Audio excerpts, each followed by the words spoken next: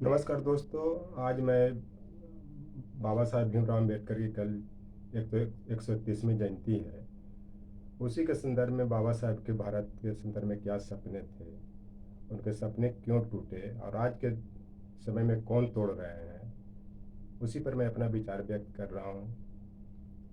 मैं आपको बता देना चाहता हूँ कि बाबा साहब की हमेशा ये सपना रहा कि देश में शांति समृद्धि स्थापित हो, उसके बाद सबका भला हो।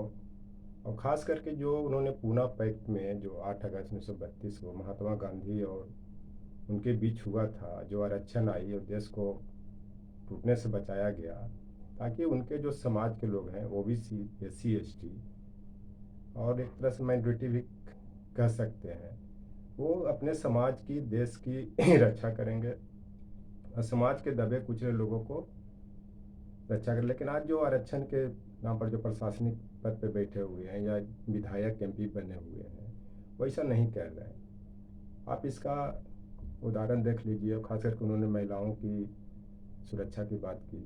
यहाँ के लोग महिलाओं को प्रॉपर्टी और भोग की वस्तु समझते थे, लेकिन वो महिलाओं के संपत्ति के अधिकार नहीं समझते थे। तो अब देखिए कि हथरस और उन्नाव में जो कुलदीप सिंह सेंगर ने उन्नाव में जो लड़की के साथ किस तरह से बलात्कार किया, उसके बाद क्या क्या हुआ, उसको हथरस में देखा है। दलित समाज के वाल्मीकि लड़की थी, उन्नाव में मौर्य लड़की थी। इसमें एक शेर भी है कि गैरों में कहाँ दम था, अपने ने ही तो लूटा। यानी जो इन लोग के हम लोग के समाज को जो नुकसान पहुंचा रहे हैं, वो खास करके ओबीसी एससी एसटी जो पद पर बैठे हुए हैं नुकसान पहुंचा रहे हैं। और वो बाबा साहब के तो दिए हुए जो चीज़ आरक्षण उस पर तो जीत जाते हैं, बाबा साहब के नाम पर इलेक्शन भी जीतते हैं, लेकिन उनके जो मनोकामना है उसको पूरा नहीं कर रहे हैं। एक चीज़ और, बाबा साहब के खास या हार्दिक इच्छा थी कि देश के प्रधानमंत्री किसान बने। लेकिन आज देखिए जो किसान प्रधानमंत्री क्या बनेंगे, उनके लिए जो भी सुविधाएं उपलब्ध हैं उसको भी यह गवर्नमेंट बर्बाद करने पर तुली हुई है। और ख़ास करके कृषि बिल ने में आपने देखा किस तरह से अध्यादेश बार बार ला करके लोकतांत्रिक मूल्यों की हत्या की गई और किसान कृषक बिल को पास करवाया गया। तो इस पर एक गाना भी कि अच्छा सिला दिया तूने मुझे प्यार का। मैंने किसानों ने एकजुट होकर के वोट दिया, उसके बाद इनका गवर्नमेंट 300 प्लस सीटों से जीत कर बनाने में सफल हो गई ये लोग, लेकिन फिर भी किसान के साथ किस तरह से व्यवहार किया आप देख रहे हैं। और बाबा साहब की का जो संघर्ष का इतिहास रहा है, आप देख सकते हैं कितने उनको टॉर्चर किया गया कि पानी भी नहीं पीने दिया जाता था, जो तालाब था मारपीट किया जाता था, स्कूल से में पढ़ने नहीं दिया जाता था। यहाँ तक कि उनके जन्म पर जो ज्योतिष थे उनको पता चल गया कि बच्चा जो बहुत प्रतापी निकलेगा और देश में आमूलचूल परिवर्तन लाएगा, तो उसको उन्होंने उसके पिताजी से जो मेजर सूबेदार थे उनको हत्या करने की बात कहा था, लेकिन उन्होंने ऐसा करने से मना कर दिया। बाबा साहब की हार्दिक इच्छा थी कि देश के जो दबे कुचले हैं, खास करके समाज के जो भी दबे कुचले हैं, उनको उत्थान हो। इसी कारण वो विदेश में पढ़ने के बाद भी 2-3 डिग्रियाँ लेने के बाद भी वो वापस आ गए। अगर उनमें अगर थोड़ा सा भी लोग रहता तो जैसे विदेश पढ़ने के लिए जाते वहीं बस जाते वहीं रह जाते, लेकिन उन्होंने ऐसा नहीं किया। आया यहाँ पे देखा।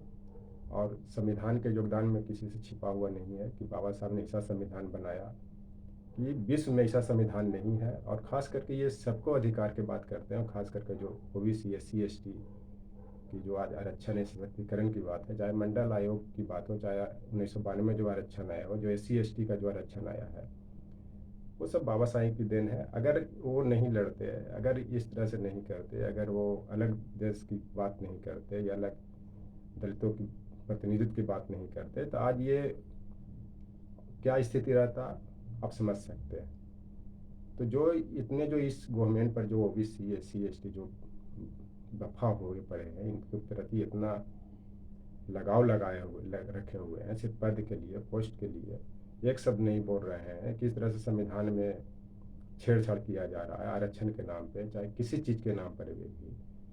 तो इस पर एक शेर भी है कि ना मरो सनम बेवफा के लिए, 2 गज जमीन नहीं मिलेगी दफन होने के लिए, मरना है तो मरो संविधान और बाबा साहेब के लिए। हसीना भी दुपट्टा दे देगी तेरे कफन के लिए। मेरा कहने का मतलब कि जो गवर्नमेंट के लिए आप लोग जो मर रहे हैं, इस गवर्नमेंट ने जितना ओबीसी एससी एसटी माइनॉरिटी का शोषण किया है उतना किसी ने नहीं किया। मैं भी अगर कुछ बोल रहा हूँ अपने ओबीसी एससी माइनॉरिटी के लिए, तो आप लोग के सहयोग के बल पर, आप लोग के बल पे, ताकि आप लोग जो मेरी बातें सुन रहे हैं तो उस पर अमल करें, आगे बढ़ाएं। और जब मैं तभी सुरक्षित हूँ जब हमारे जनप्रतिनिधि जो भी ओबीसी एससी एसटी माइनॉरिटी के या और जो भी जो धर्मनिरपेक्ष लोग हैं, अगर वो मजबूत है तभी मैं सुरक्षित हूँ। तो आप लोग के भरोसे पर, आप लोग के बल पर ही मैं बोलता हूँ मीडिया में भी कि मुझे पता है कि ये गवर्नमेंट जो भी कुछ भी कोई बोल रहा है उसको किस तरह से ईडी सीबीआई पुलिस गलत केस में फंसा करके डाल दे रहा है और उसको कितने तरह के प्रताड़ित किया जा रहा है। आप इस चीज़ को समझ सकते हैं। किसी को बोलने का भी अधिकार नहीं, खास करके जो भी इस तरह के जो लीडर हैं। कल कुछ दिन पहले देखा कि आपने मल्लिकार्जुन खड़गे जैसे जो सम्मानित लीडर हैं उनके साथ किस तरह के व्यवहार किया जा रहा है। अभी आप देख लीजिए कि जहाँ जहाँ रामनवमी के अवसर पर मैं पहले ही बोला हूँ कि जब जब कोई इलेक्शन का टाइम आएगा, चाहे बाई इलेक्शन हो, चाहे विधान परिषद, कोई भी छोटा मोटा भी इलेक्शन हो, किस तरह से दंगे फसाद करवाया जाता है। कि आपने मध्य प्रदेश में भी देखा, खरगोन में मस्जिद में ताला तोड़ दिया गया जुलूस निकलते समय। आपने बिहार में देखा कई मुस्लिम को घर में घुस करके लूटा गया, दुकान को लूटा गया।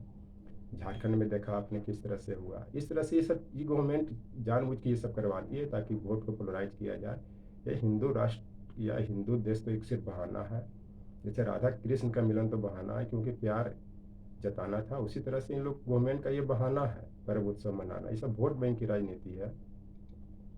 जहाँ भी दंगा फसाद होता है या मारकाट होता है उसका शिकार सब ओबीसी एससी एसटी माइनॉरिटी ही बनता है। और मैं आपको बता देना चाहता हूँ कि माइनॉरिटी जो है ये कोई बाहर से नहीं आए हैं, ओबीसी एससी एसटी से ही माइग्रेट किए हैं। अगर माइनॉरिटी अगर बाहर से आए हुए रहते तो आज देश की स्थिति बहुत खराब होता। क्योंकि अगर इन लोग में खून रहता, जैसे मान लिया जाए कि अफगान का ये एक आदमी, चूँकि इन लोग को पता है कि मेरा जनरेशन जो है मध्यकालीन में वो हिंदू से ही माइग्रेट किया है, तो कहीं ना कहीं इन लोग को देश के प्रति लगाव है। इसी कारण शांति व्यवस्था स्थापित करते हैं। खास करके रमज़ान का पवित्र माह चल रहा है, इसके लिए मैं सभी जो माइनॉरिटी मुस्लिम कम्युनिटी हैं, चाहे जो भी इस तरह के जो सहयोग दंगा फसाद को रोकने में करते हैं, शांति बनाए रखते हैं, उनको मैं धन्यवाद देता हूँ।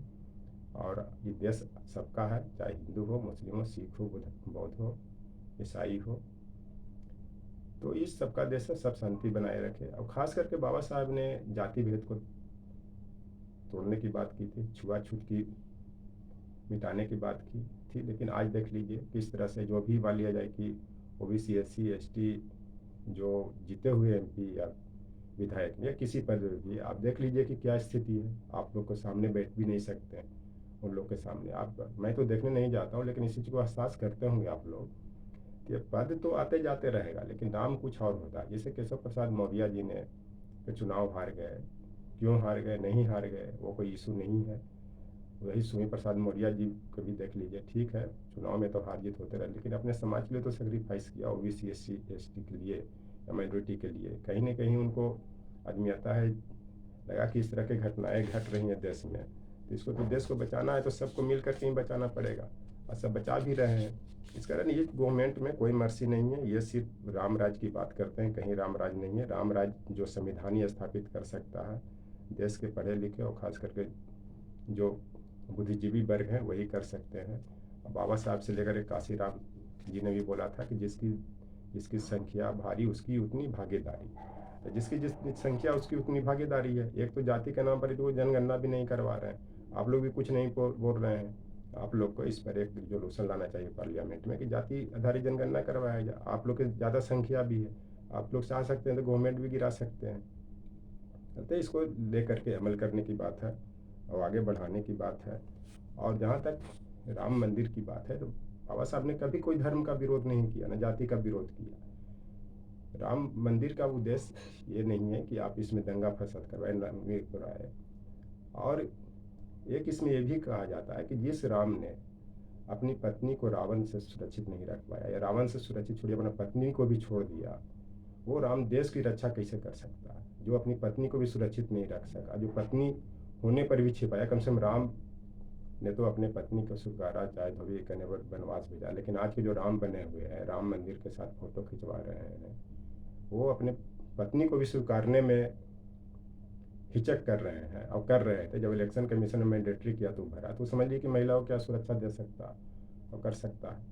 इस कारण बाबा साहब के सपने को जो साकार करना है तो सबको मिलजुल के पहले अपने समाज की रक्षा करना पड़ेगा, संविधान को रक्षा करना पड़ेगा, तभी बाबा साहब का संघर्ष सफल होगा, संविधान सफल होगा। न तो संविधान में एक तरह से बुनियादी परिवर्तन की बात इन लोग शुरू कर दिए हैं और करेंगे भी, और आपस में लड़ते रहिएगा, आपस में झगड़ते रहिएगा, दूसरे लोग राज करेंगे ही। जैसे फूट डालो और शासन करो की नीति है। Thank you.